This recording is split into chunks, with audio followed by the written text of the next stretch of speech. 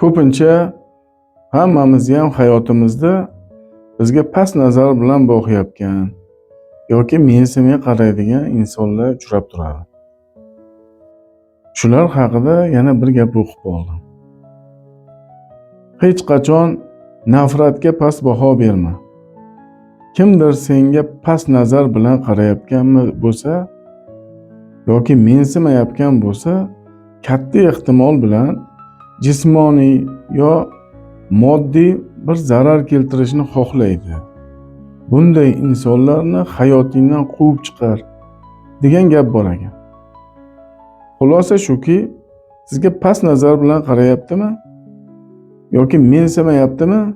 Amallarida shuni kuzatyapsizmi? Gapirayotgan gaplarida. U odamdan foyda yo'q. Sizga zarari tegishi katta ehtimoli bor ekan. Bunaqa odamni yaxshisi o'zingizdan uzoqlatib, o'zingiz yo'lingizni davom etganingiz yaxshi bo'lar ekan. Fikrlaringiz bo'lsa, izohlarda kutaman.